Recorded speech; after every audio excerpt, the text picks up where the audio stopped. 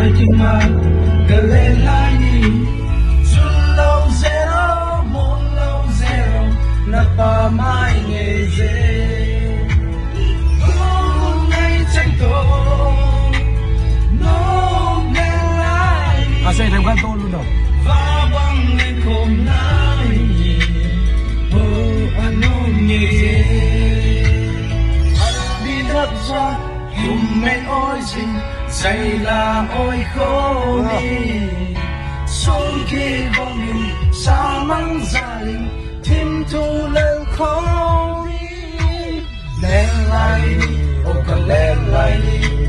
rồi kia mà cần lên lại đi xuân lâu zero môn lâu zero là qua mai nghề hôm nay tranh tổ